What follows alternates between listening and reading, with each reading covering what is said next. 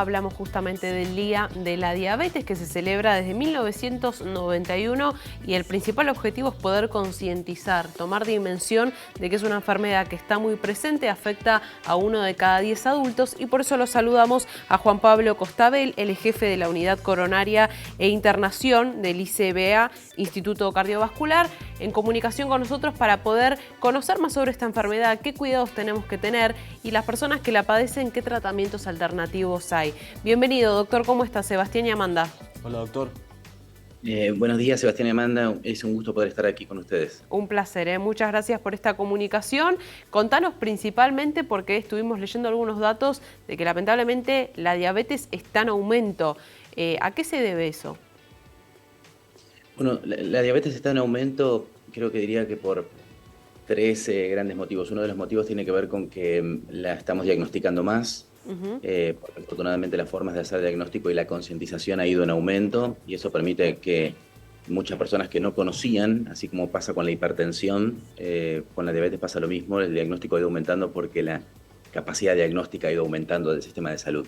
El segundo punto tiene que ver lamentablemente con ciertas conductas que sabemos que tienen que ver con el aumento de la diabetes, que tienen que ver con el aumento del peso y el sedentarismo. Son dos factores que claramente están asociados a esa diabetes que llamamos diabetes tipo 2, que es la diabetes más común del adulto, en donde tanto el aumento del peso como la disminución de la actividad física lo que llevan es un aumento de ciertos componentes de la grasa corporal que producen una resistencia a nuestra insulina natural y eso nos transforma en diabéticos. Bien. ¿Y cuál es, doctor, la diferencia entre diabetes tipo 1 y diabetes tipo 2? Bueno, el mecanismo tiene que ver con qué es lo que está fallando. En la diabetes tipo 1 lo que está fallando es la producción de insulina. O sea, entendamos que la insulina es una hormona que se produce en nuestro páncreas y se produce frente a ciertos estímulos. Pues en la diabetes tipo 1 lo que falla principalmente es la producción de insulina. Por eso es una enfermedad que se da más tempranamente, es una enfermedad que tiene que ver con cuestiones autoinmunológicas y el diagnóstico se da en general antes de los 30 años. La diabetes tipo 2 tiene más que ver con que no es tanto lo que no se produce de insulina, sino lo que hay una resistencia del organismo a la insulina. Es un fenómeno distinto, pero que termina generando efectos parecidos. Y doctor, usted habló también de el sedentarismo. Me parece que también estamos en un contexto que pareciera que un poco nos invita, ¿no?, a ese sedentarismo, con una pantalla que parece que te resuelve la vida, que tenés toda tu vida directamente a través del celular, a través de la computadora. Venimos de una pandemia donde eso se naturalizó mucho más, la compra online, el trabajo virtual. ¿Cuál sería una recomendación para las personas que, bueno, están muy acostumbradas o muy cómodas en esa burbuja, pero que también eso a futuro y a un futuro no tan lejano trae una consecuencia? ¿Cuál sería un primer consejo como para a poco empezar a moverse y salir de ese sedentarismo que es tan dañino para la salud en general? Bueno, está claro eso. Está tan claro que uno ve que haciendo actividad física 30 minutos entre 2 y 3 veces por semana reducimos la chance de tener diabetes en aquellos estadios en los que llamamos prediabetes, que son fácilmente reconocibles, donde nuestro azúcar empieza a subir por arriba de 100 o 110 miligramos por decilitro. Y por otro lado, el reducir entre 2 y 3 kilos de peso también tiene un efecto muy parecido. Así que definitivamente la vida saludable desde el punto de vista de dieta, desde el punto de vista de ejercicio, desde el punto de vista de peso corporal, influyen positivamente en nuestras chances de sufrir diabetes y en nuestras chances de controlar la diabetes de otra forma, así como en otras enfermedades cardiovasculares, tiene exactamente el mismo beneficio. Sí, seguro, Juan Pablo. Y en esto de la detección temprana, tan importante, ¿no?, para afrontar la enfermedad, digo, ¿por qué es tan clave y, bueno, a qué síntomas no hay que prestarle atención? Bueno, la detección temprana tiene que ver con poder instaurar un tratamiento temprano, digamos. Si uno conoce que tiene ese problema, puede tratarlo. Hoy los tratamientos para la diabetes han mejorado muchísimo.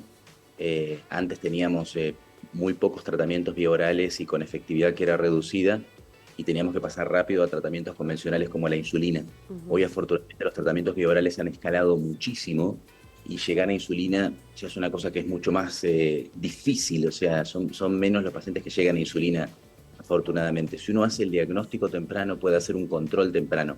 Y ese control que uno puede lograr farmacológicamente con cambios del estilo de vida, afecta el impacto que va a tener la diabetes sobre nuestro organismo.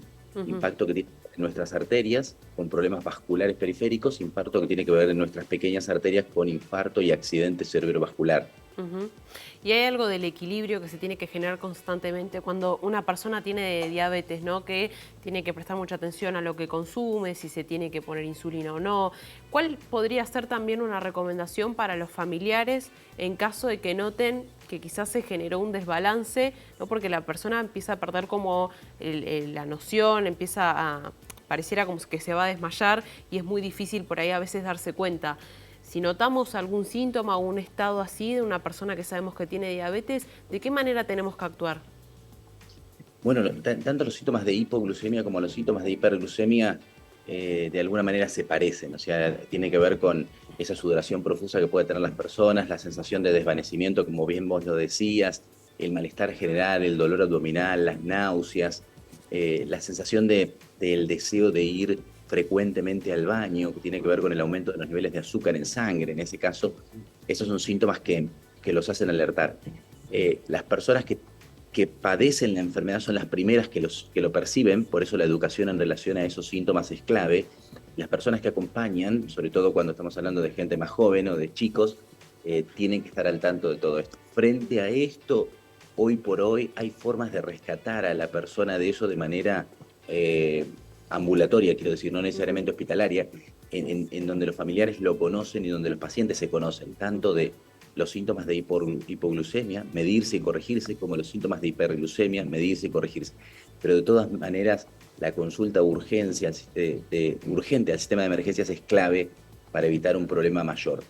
Estaba repasando, doctor, algunas cifras. Según la OMS, la padecen 500 millones de personas en todo el mundo, la diabetes.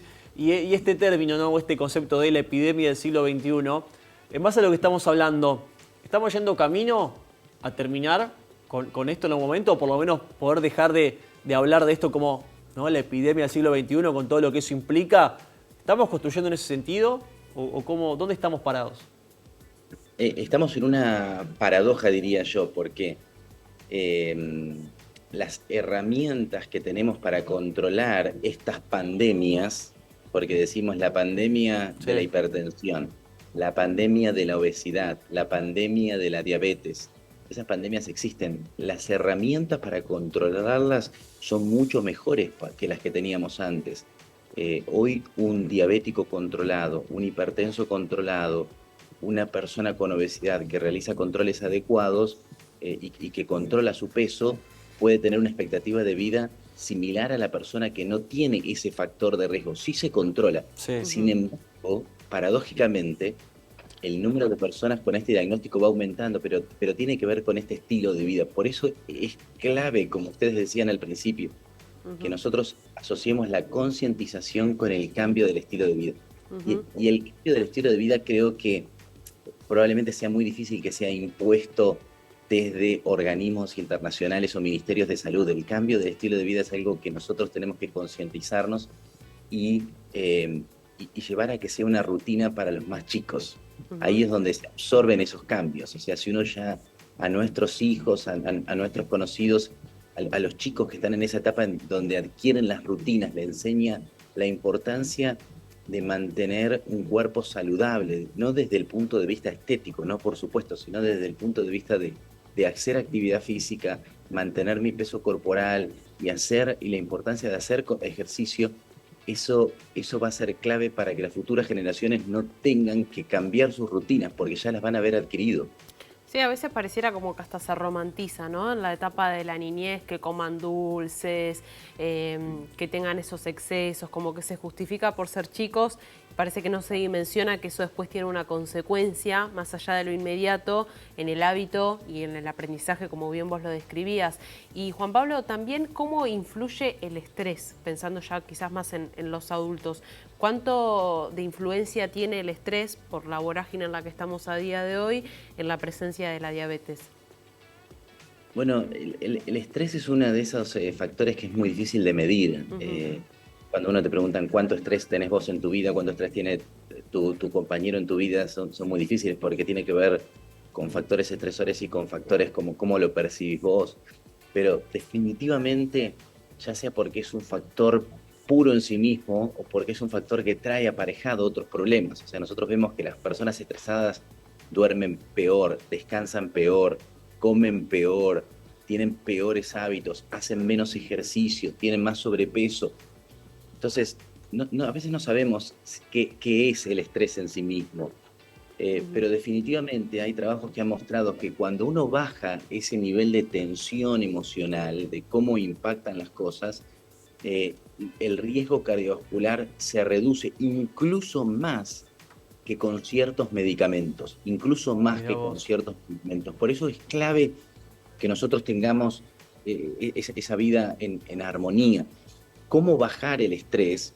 Ese también es otro punto que es muy importante. Cada uno lo puede bajar con sus herramientas. Hoy hay muchas herramientas que tienen que ver con reflexión, relajación, terapia. No es solamente ir a un psicólogo la forma de bajar el estrés. Lo que uno tiene que lograr es que el impacto de esas situaciones tensionales diarias no llegue a mi organismo.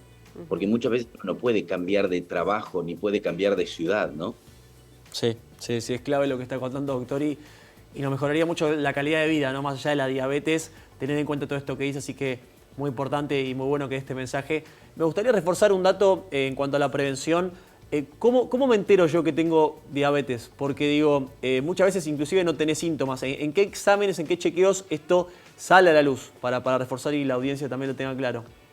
Excelente el punto que dijiste. El diagnóstico se hace solamente con un análisis de glucosa en sangre que se conviene hacerlo en ayunas. Un análisis de glucosa en sangre en ayunas, donde medimos lo que se llama la glucemia.